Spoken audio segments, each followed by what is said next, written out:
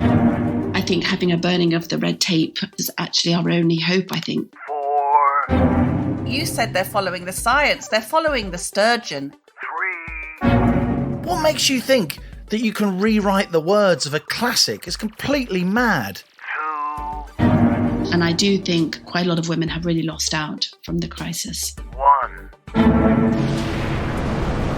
We have liftoff. Another blast off from planet Earth, and welcome as we touch down again on planet normal. This is the Telegraph podcast bringing you news and views from beyond the bubble with Allison Pearson. Hello. And me, Liam Halligan. Well, this has been a week which I think it's fair to say, Alison, an awful lot of inanimate objects will have been thrown at the radio by Planet Normal listeners. In your Telegraph column, you weigh into the row over the BBC's determination to mess with Land of Hope and Glory, Rule Britannia, and other traditional songs at the last night of the proms, and we'll come to that. Oh, yes, we will. Yes, we will.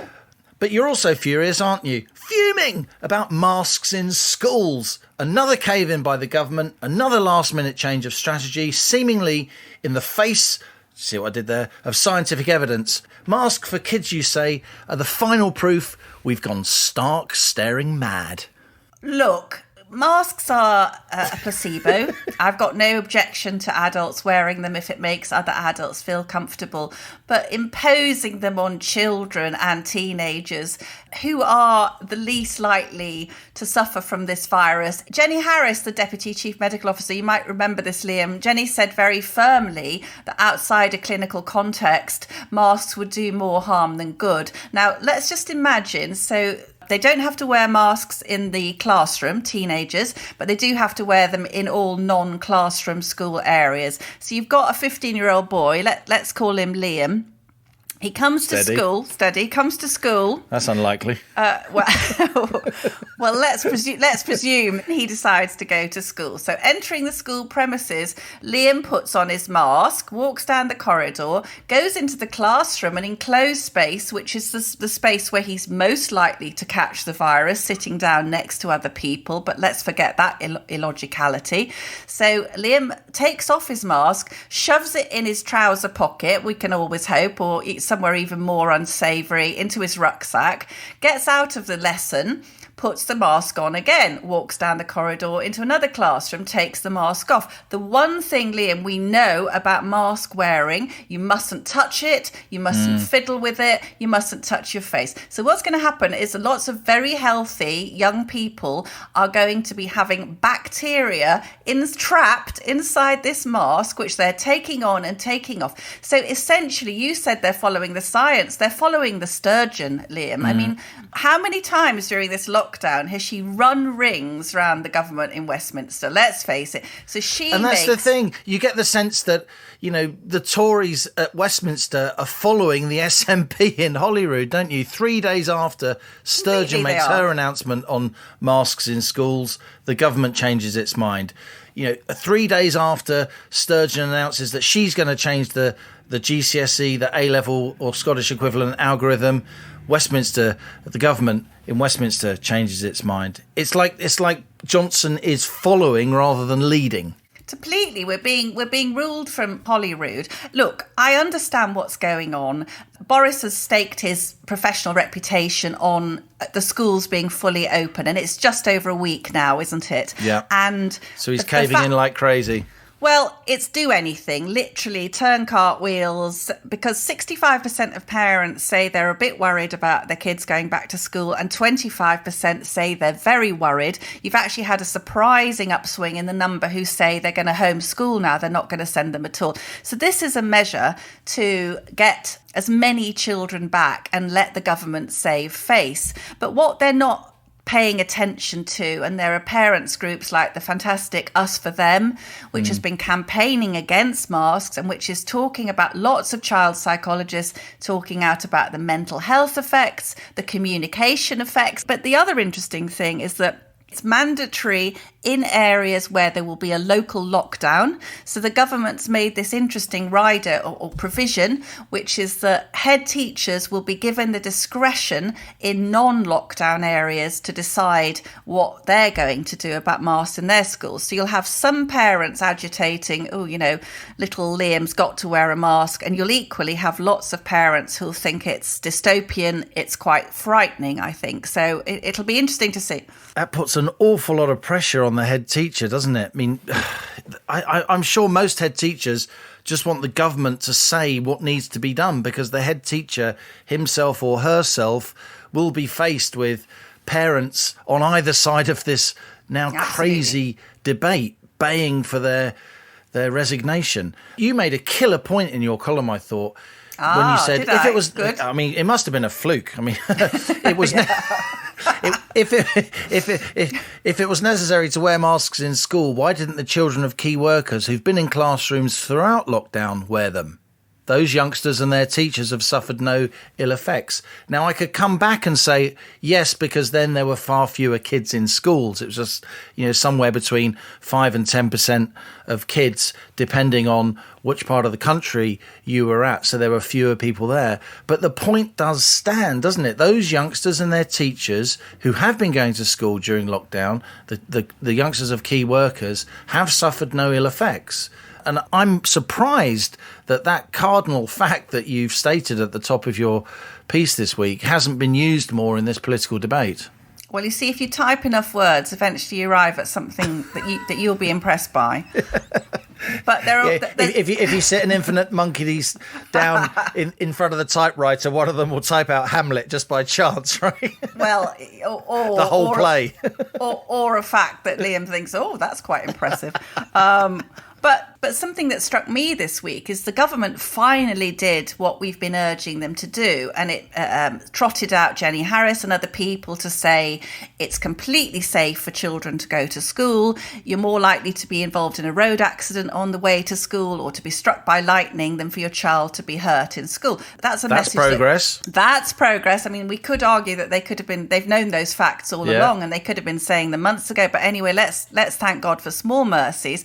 So now you have the message to parents: it's incredibly safe to take your child to school, but we will be requiring them to wear masks once they're inside. So has the virus gone? Is it on the way out, or isn't it? It's just sending out again and again we see these contradictory mixed messages. Right, let's move on. This escalating row concerning the BBC. Now, Allison, all together? Land of horrible histories, smothering the free. How shall we disdain thee, who are sick of thee? Who wrote that? Me. Sorry. Slight Mickey taking Land of Horrible Histories. I was reimagining what the land of woke and sorry, which is the state we've got to now, with the BBC deciding that it's going to use the coronavirus when, of course, the Royal Albert Hall can't admit all those ghastly patriotic promenaders. So it's taken this opportunity, surprise, surprise, to cut any singing of Land of Hope and Glory and Rule Britannia. Well, cherished songs, harmless fun, Liam, at a time when we could really do with some harmless fun. And I have to say, congratulations this week to the BBC Dig Your Own Grave department, because they've had a cracking week, haven't they? They're on fire. They're on fire. So what they've done is they've had let's clobber the over 75s by making them now pay the TV license again. So that's even though you'd previously done a deal with the government that the BBC would be footing that deal. BBC would be footing that bill, let's exactly. Not forget that. So now let's really piss off, the hardcore nice people at home who actually watch the telly, who pay the licence fee. And let's pander to the angry woke youth who don't watch the TV, as I can attest from watching my own young. So I think this is an astonishing own goal. And I've had the piece I wrote this morning about, when will the self-righteous monstrous regiment of leftist vandals lay off our culture and traditions? And that's had hundreds and hundreds of comments. And from the BBC's point of view, what a possibly fatal error, because this is people now defund the BBC. That campaign's really getting momentum. I've had scores of readers and listeners this morning, Planet Normal people, writing and saying, right, I'm cancelling my licence fee. It's running at about 500 people a day are cancelling the licence fee. It does seem as if the BBC's got a death wish. Cards on the table, Allison. Land of Hope and Glory and Rule Britannia, they are not particularly my scene, okay? But I know many, many good, decent people who love the last night of the proms. The three closest friends of mine who really go to last night of the proms whenever they can. One is Jewish, one is of Indian parentage, born in the UK, and the other was born in the Caribbean. And they all love it. And they love it because it represents to them pomp and tradition of the UK, a country that their families have joined over recent generations, and they really value what the UK stands for. It means a hell of a lot to them and their families. And even me, I was brought up an Irish Catholic, as you know, but I get hairs on the back of my neck. Of course you do. This is incredible music, and blimey, the tunes. I mean, Elgar, it's a belter of a tune. It's a belter of a tune. And to think that you can manipulate the words, you can rewrite the thing. I mean, one ridiculous senior BBC executive, she's saying, what I do, I'd launch a competition and we can rewrite the words. What makes you think that you can rewrite the words of a classic? It's completely mad to do that. And it's anathema to people who are the core audience of the BBC, people it seems increasingly not only to not understand, but to not want to understand and actually want to actively disdain. That's right. It's sort of contempt for the consumer. So I don't think anyone who's sung along to those songs has had any sense that they're talking about colonialism. They're just enjoying. How rarely, Liam, do we as British people get to celebrate being us? It's just a lovely smiles on faces, people really enjoying themselves. What is it? It seems to be in the Anglo-Saxon world, doesn't it, that this sort of leftist self-loathing it's all in Orwell, isn't it? Orwell told us this sort of self-loathing of the English establishment, of their Englishness. Celts don't seem to have it, Scots don't have it, the Welsh don't have it, the Irish don't have it in many ways, that they love their countries, but it's the kind of English establishment who disdain lower order English people. It's like an English disease, and there are far too many of people suffering from this disease within the higher echelons and the decision-making rungs of the BBC. But I think people on Planet Normal don't want to be made to feel ashamed of our country. We have there have been sorry episodes in our history, and we can reflect on those. But as you say, we're now going forward. The irony is that in recent years, the proms are seeing great diversity. They're broadcasting from all the capitals of the 4 United Kingdom countries, which is fabulous. And everyone, the Welsh thing, Mahen Blabanado, and all our wonderful regional songs. What was interesting this week, I think, was that we did see Boris back on sort of Boris-like form, saying, responding to the proms debacle and saying, I think it's time we stopped our cringing embarrassment about our history, about our traditions, about our culture. We stopped this general bout of self-recrimination and wetness. So, interestingly, did you hear, Liam? He said they've tried to stop me saying this, which I thought was interesting. I wondered who they were. It's good what he said, but it was late, Allison. He should have said it earlier. He shouldn't have let those pushing for these ridiculous changes to make so much ground and for the public to get so upset about it. He seems to have this strategy of letting the sort of culture warriors make huge advances, capturing the ground of centrist common sense, taking up huge swathes of Planet Normal, and then he sort of lightly rebuffs them and gets the headline and then leaves it at that. But they've taken all this ground and they haven't seeded it. That's the problem. So just before we move on, let's see the perfect perfect backlash to all this, this absolute BBC being out of sympathy with the public. So Vera Lynn, singing Land of Hope and Glory, as we speak, is holding positions on the Amazon chart of number 1, number 2, number 3, number 4, number 5, and number 8. And there are plans to have a unwoke choir singing outside Broadcasting House on the last night of the prom. So that might be something. Let's see if they change tack, because it's a pretty pivotal moment, I think. So how about we hear from this week's Planet Normal guest? She's a lady who combines finance and politics, brains with style. Helena Morrissey, who, from a humble background, blazed a trail into the City of London despite being a mother of 9, and now she's a new girl in the House of Lords, where, with her rather effective brand of well-informed straight talk, she's bound to make a big impact. Allison, how'd you get on? Well, really, really well, Liam. I mean, Helena is very, very interesting. We crossed paths because we were both very passionate about improving working prospects for working mothers. One reason I thought she'd be a lovely guest for us on Planet Normal is she's not been afraid to go out on a limb and take the unpopular stance for people of her position. So she, as you know, she was a big champion of Brexit and all the opportunity it could bring to our country. Very unfashionable in her circles to do that. And why I wanted us to talk to her now really is because she's been very outspoken, unlike many business and city people, about the baleful effects of lockdown and the need to get out of this paralysed fear and restart the economy. Helena Morrissey, welcome to Planet Normal. We are providing for you specially a chic spacesuit in a choice of colours. I thought coral, what do you think?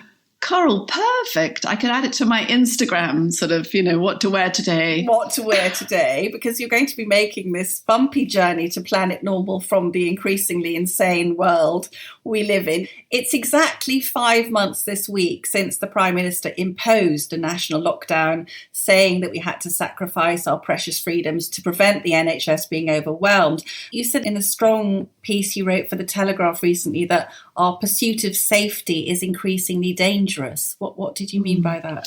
We all have risks in our lives. I mean, every day just getting on with life is a risky business. You cannot avoid that. If you run a business or involved in a business, you have multiple risks.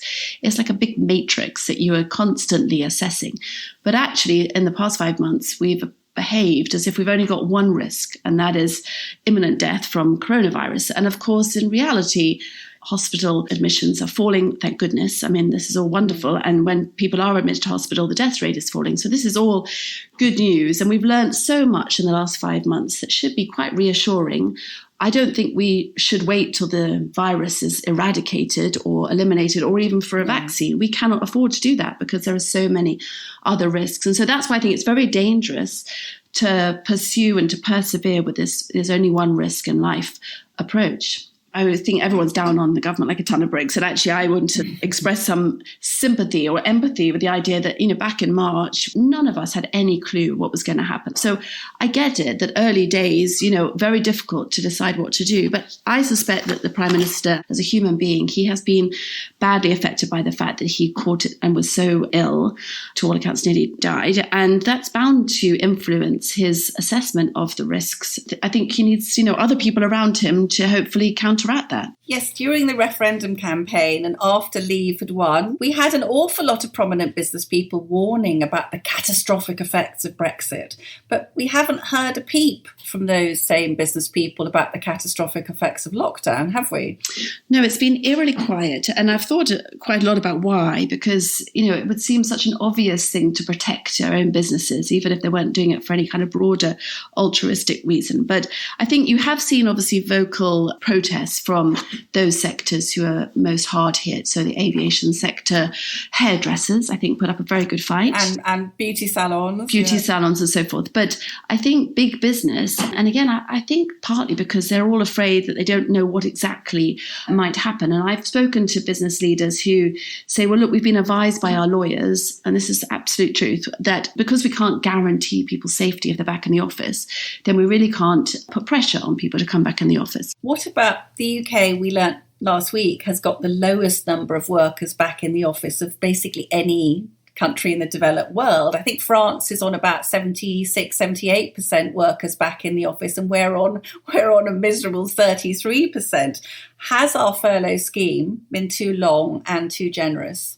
Well, to be honest, I'm amazed that there's so many people back at work in France, given, historically all the sort of sense of French, the 35-hour week and so forth. What has happened? We've swapped roles. Yes. I think it's a combination of, because obviously a lot of those people who aren't back in the office, they haven't been furloughed. So definitely the furlough scheme, I think, credit, it's been a good safety net and it's prevented people from being unemployed to date. It's not going to last for very much longer though.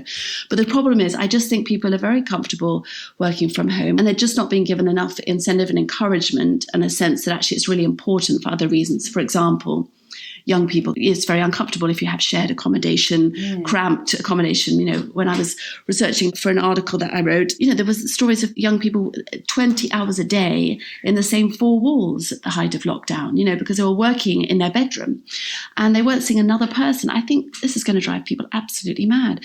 But then for another part of the population, and I would count myself in that, and you'd be in the same boat, Allison, we fairly, we're comfortably off. We have enough space in our homes. Yeah. It's very nice not having to get on the train and so forth. But actually, I think we do have a responsibility to get back to the office. And I would just love, again, to see the messaging change from, okay, well, if you feel like it and it's a sunny day and you don't have to sit next to anybody on the tube, come in if you'd like, to actually, you know what, we're going to get back as normal as we can and please come into work. In fact, we've decided to only wear, it's a small thing, but we've decided to only wear the surgical masks.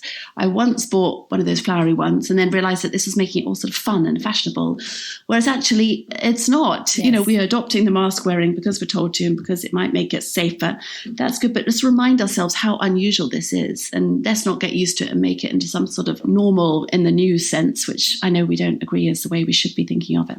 No, and I saw some sort of, matching masks to go with outfits, and I really recoiled. Even a bikini, which I probably shouldn't mention because that might conjure up the wrong images. But, just as I do, I'm thinking, well, I don't know. I wouldn't want to go to the beach if I have to wear a mask. But anyway. Not only that, but really you would very much struggle to get the coronavirus on a beach in the blazing sunshine. So Captain Halligan has sent some economics questions for you to put you on your mettle. These are the hard ones, are they? Okay. These are the hard ones, yeah. So you became the head of Newton Asset Management at the astonishingly young age of 35. You've got deep knowledge of finance in the city. Government debt has just gone over 100% of GDP, £2 trillion. Helena, I think for the first time since 1961, when at least we were recovering from a world war. How worried are you? I am very worried. I think we're running out of policy options, certainly any sort of monetary or fiscal options. I think there are things that can be done. I know Captain Halligan, as you call him, is very anti-quantitative easing, which is kind of the mopping up of all the debt that's being issued almost at the same moment. And I am too. I think we didn't have inflation from it after the financial crisis because there was just so much production of goods and services. But of course, if the economy has shrunk and if business is going out of business, then that won't happen. We'll have a smaller supply. So I think we could unleash inflation in the longer term. So it just, people have talked about it as a giant Ponzi scheme, etc. But it just is supposed to be a short-term policy, not the long-term solution. The only long-term solution is to have sustainable jobs growth. And I think there are ways of doing that, but it's going to require, and I think Rishi Sunak's had a great crisis, but his, perhaps his biggest test is yet to come because we've had these sticking plaster measures and that's just sort of bought us a bit of time, which we needed. But of course, we now need to move into a proper plan.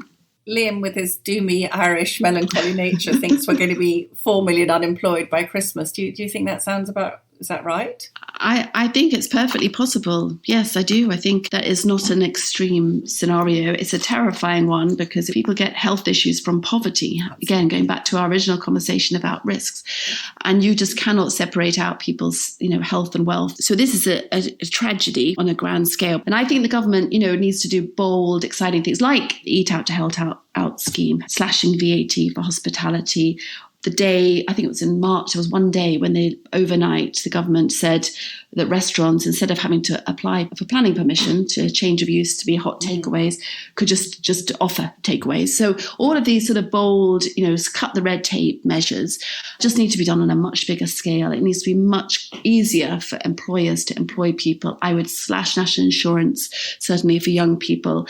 I think having a burning of the red tape, and I'm not talking about financial regulation and suddenly everybody getting excited about saying that. I'm not saying that. I'm saying there's a huge amount of difficulty and bureaucracy for people setting up businesses and access to funds for doing that. There has to be everything thrown at this because this is actually our only hope, I think, to really, really drive proper growth, not just putting off the inevitable. So one of the many things I admire about you is you're not afraid to go against the grain. Well, neither are you, Allison. Well, mutual. You're in a more prominent position. You were a big champion of Brexit and the opportunities it would bring us. Very few city or business people agreed with you. Did you get any abuse for that? Did you feel like a bit of a pariah? I did, yes. And I suppose what was most depressing for me, if I'm really honest, was that there actually were quite a number of people who contacted me to tell me that they agreed with me, but they felt that they couldn't speak out. Obviously, that made me feel maybe I had... even if I felt I had made a mistake, I genuinely could not have lived with myself for such an important time for our country not to speak out at that moment. It just felt it was such a critical thing that if you could influence what happened and talk about some of the opportunities if we did come out of the EU, then absolutely that was something that I just felt I had to do. But I was shocked that people would say that to me. And there was, even though a lot of people say, well, businesses have to stay neutral, their customers are on both sides of the argument, etc. That wasn't the city's stance at all. So many of the big city firms, they supported financially the Remain campaigns and were quite aggressive, I would say, in the press about, all the disasters that would befall us if we left. So it was kind of lonely. I wasn't completely alone, but a very small number of people were outed as I was as a Brexiteer. Do you think you lost any work? Are there any opportunities that maybe were closed down to you because of that? To be honest, I think, I was not put forward for certain things. I'm absolutely convinced of that. Obviously, I'm a positive person. I like to move on with my life. I feel very engaged in some of the things I'm doing now, but I was left under no illusion. And actually, there were also sort of humiliating moments when I was or people trying to humiliate me anyway, when I was, I remember in one meeting, it was about absolutely nothing to do with Brexit.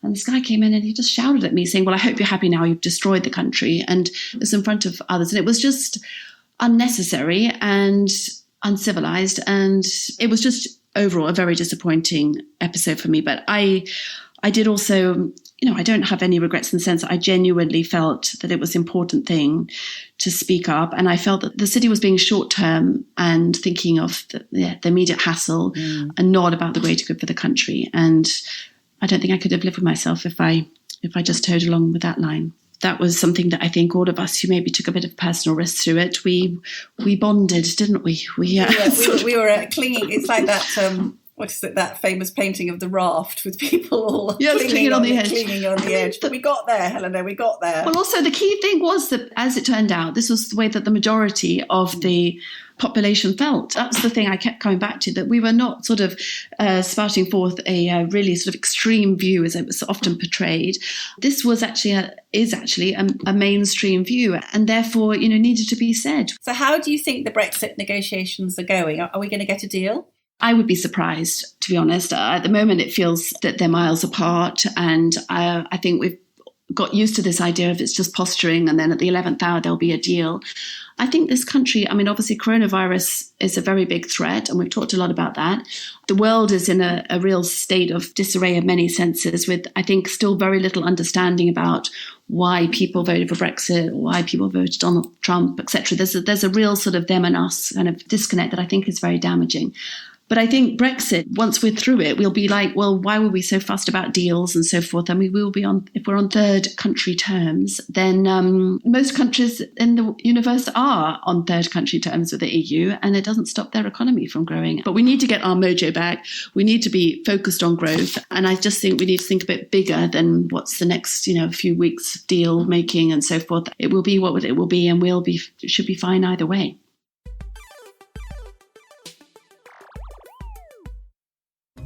Hello, I'm Christopher Hope, but my pals call me Chopper, and you can too. Just dropping into my second favourite podcast to tell you about another Telegraph show, mine. As the Telegraph's chief political correspondent, I spend my days holding politicians to account and asking them about the things that affect you. I speak to top politicians from across the political spectrum, commentators with their finger on the pulse, and of course, my talented colleagues at the Telegraph. So if that sounds like your cup of tea, please search Chopper's Politics wherever you're listening to this. Cheerio!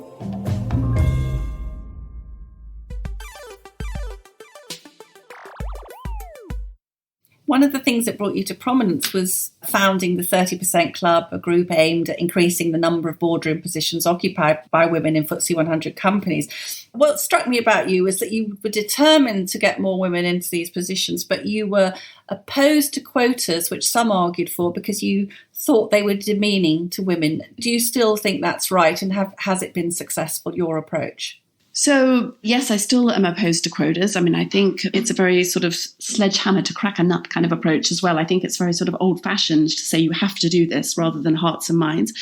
And yes, pleased to say we have over 30% of the, not just the FTSE, but actually the next 250 companies, board seats are occupied by women now. I mean, it was a very positive experience. I learned a lot from it, but I did learn that actually once people really get behind something, once they genuinely believe in it, that it is a good thing, rather than being told what to do or sort of hectored about it, then they became such passionate advocates. So this is a lot of powerful men, really, wasn't it? Men, yeah, that was the difference. Yeah.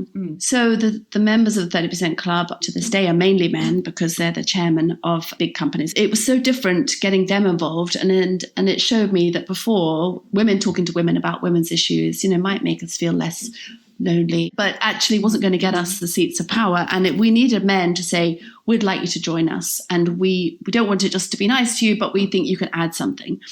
And I genuinely think that's what people now think, but they didn't initially. And that was my first, not my very first, but my first big sort of test of when people really didn't like something I was doing. But, resilience and all of that, what doesn't kill you makes you stronger. And I'm grateful for that experience now because people, one guy said I was going to destroy British business and he was a FTSE chairman. Gosh. And I was like, well, I don't think women are that powerful.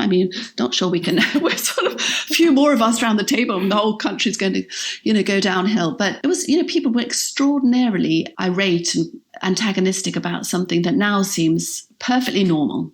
So it gives me hope that actually, people's mindset changes or the lens through which we look at things can change. I think that given some of the extraordinarily contradictory measures that have been coming out of the so-called SAGE unit, that I think a few mums around the table saying, but for us to get back to work, you need to open the schools, to take one example, was something that didn't seem to have occurred to them. I just want to talk to you a bit now about the effect that the pandemic has had on women. I was thinking that when my novel, I don't know how she does it, which was about a hedge fund manager in the city trying to juggle work and family, I didn't know you then, but it had some parallels with your life as we've discussed. It was clear from the reaction to that novel to me that a lot of working mothers wanted more flexible working, but there was this male command and control model that you had to be present in the office, and working from home was seen as a bit weak, a bit downgraded. But now we know that working from home is not only possible, but it can be very good business for companies and individuals. So do you think there will be a seismic shift in the way that we work? And is that good for women? So I started thinking this was incredibly good news for women, that something that had carried a lot of stigma in the office. If you'd asked to work from home or even flexibly, you might be working in the office for different hours.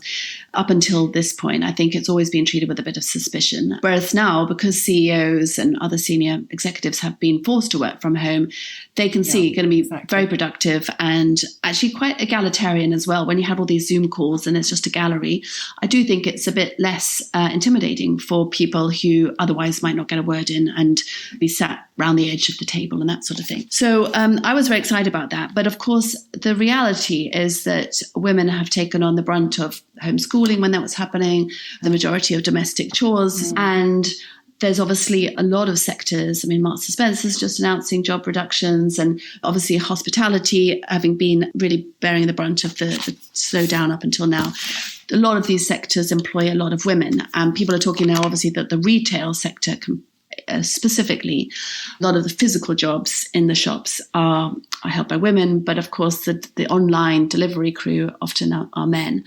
So I think it's a much more complicated picture than I first envisaged. And I do think quite a lot of women have really lost out from the crisis.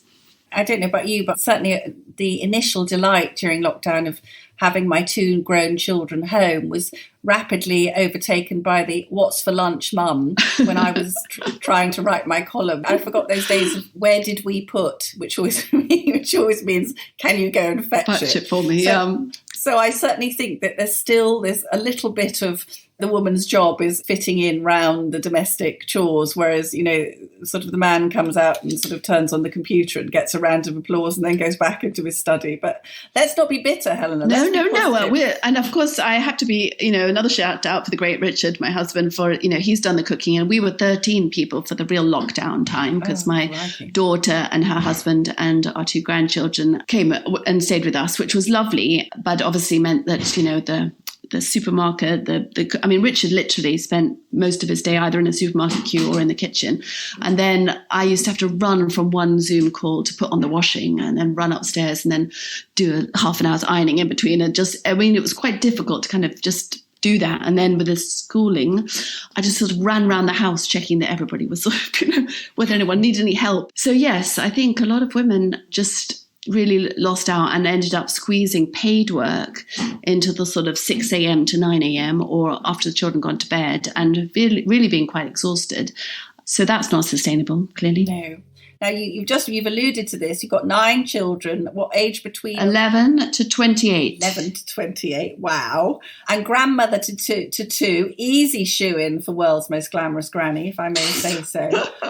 No, I know some much more glamorous than me, but I'll take the compliment. Thank you, Allison. Take the compliment. Please take the compliment. We've got to learn to take the compliment. Now, as a mother myself, I'm, you know, got 2 kids in their early 20s. My son is 21 today, and he had a little party for his friends last night. And, you know, watching them, he gave a little speech and he said, I'm so looking forward to see what becomes of all of us. And, you know, my heart did a kind of, you know, a squeeze, really. And I thought, you know, you've talked about them being sacrificed in the war on the virus. Do you share my fears for them?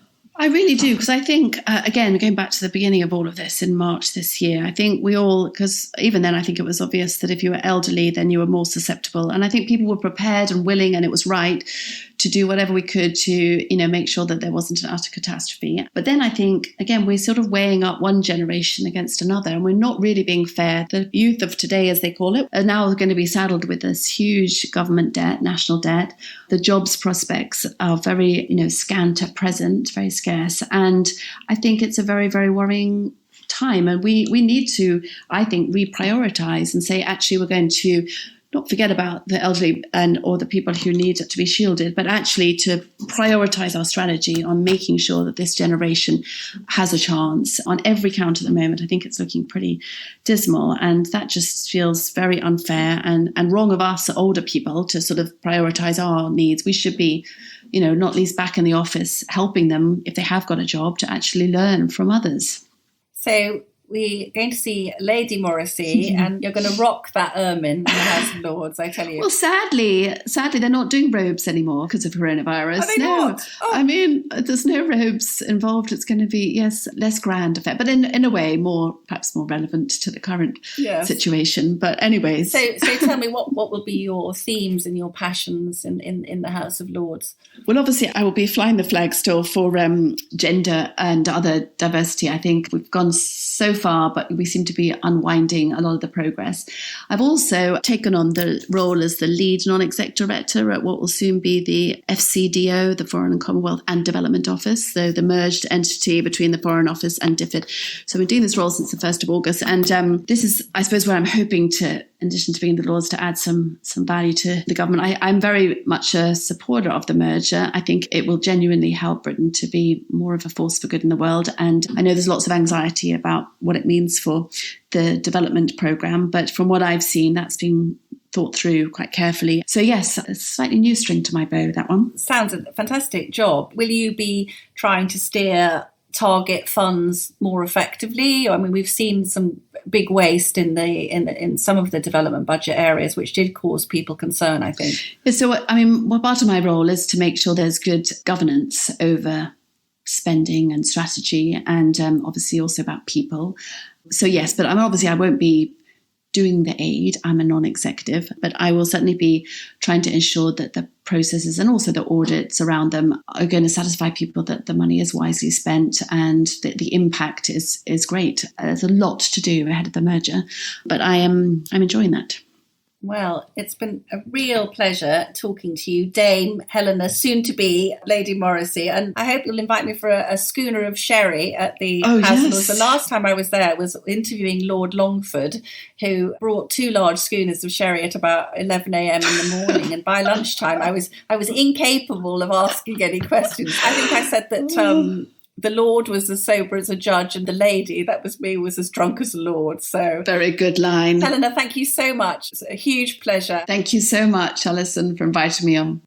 I think she's a great guest, don't you? I think a worthy passenger on the Planet Normal rocket. I mean, wasn't it interesting to hear her say how she was treated over Brexit? A very prominent woman shouted at by a man in a meeting for destroying Are you happy you've destroyed the country? And as she said, which I think could be almost our mantra on Planet Normal, Liam, this is not an extreme view, it was a mainstream view, and yet you could be treated as a pariah for holding it. Yeah, the city during the Brexit debate, and particularly after the referendum had gone for leave, was a hotbed, really, of activism to reverse the referendum, and also handing out intellectual and other forms of punishment beatings to people like Helena Morrissey, people like myself, frankly, who were basically putting forward a point of view that turned out to be the majority point of view.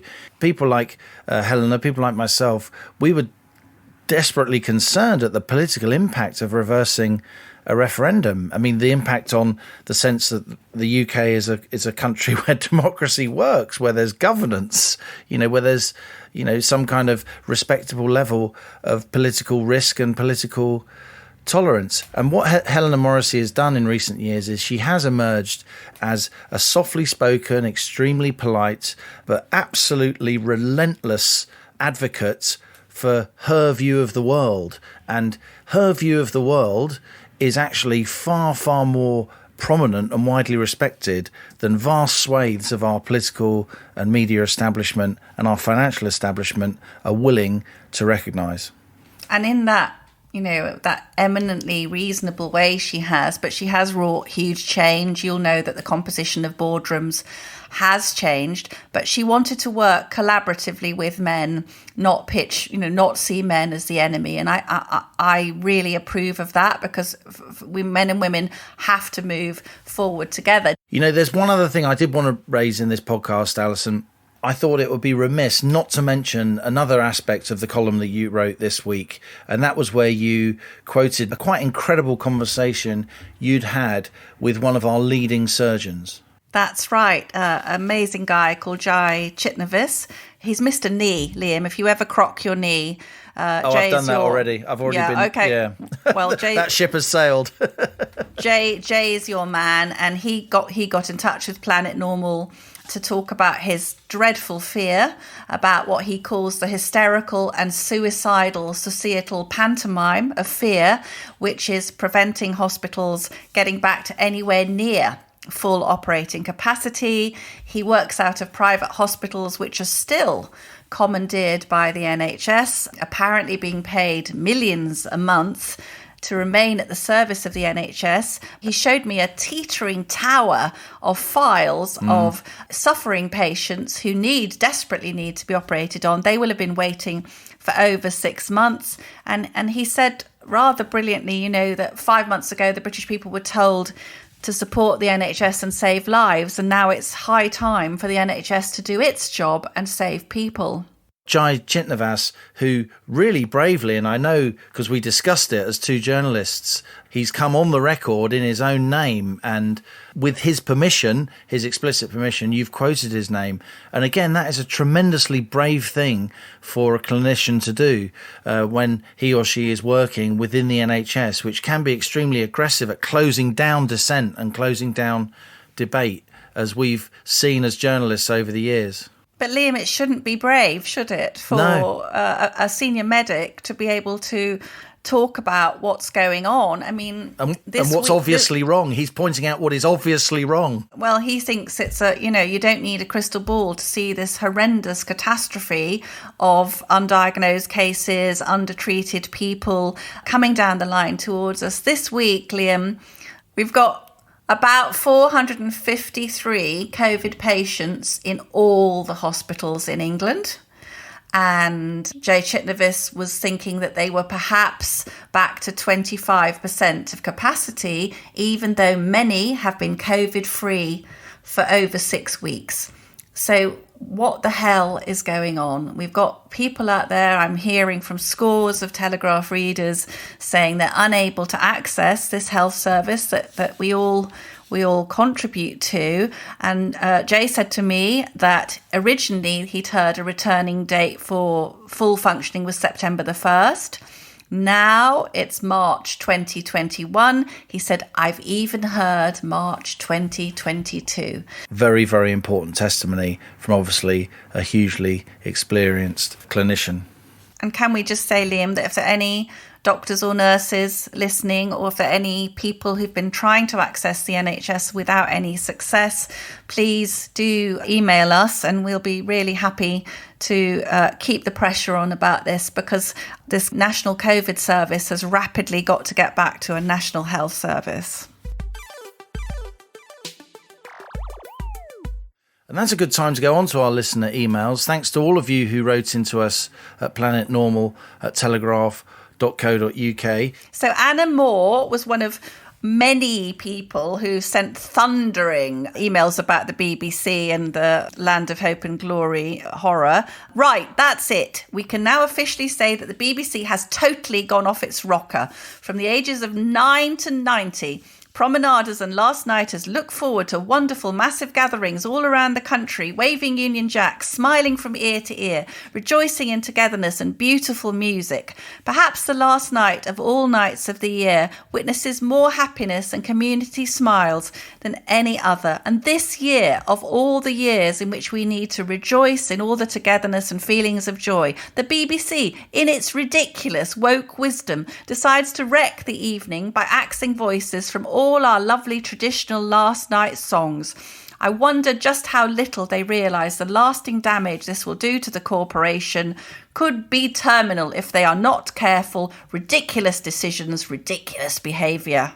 Well said, Anna. Petra writes in to ask, has somebody lost the plot? How many videos are there online telling us how to wear masks safely and effectively? That means clean hands, put on mask, leave it on, don't touch it, hands off your face, take your mask off only when ready to bin it, clean hands again. So, says Petra, school children are expected to don a mask here, take it off there, put it back on after for 5 minutes in the corridor, off again in the classroom, on again for an hour, then off again, then off again. Before the end of the day, there will be hundreds of kids all over the place with filthy, contaminated rags hanging around their necks.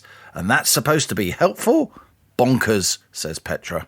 Totally agree with Petra. Right, Paul Featherstone, latest episode of leftist vandalism. I always look forward to the last night as it fills me with the warmth of hope and that all adversity that comes our way can be conquered. Sets me up for the winter. What is wrong with that? The songs have nothing to do with slavery and oppression, just the opposite, in fact. I am looking forward to the choir of the great unwoke singing lustily outside Broadcasting House on the last night.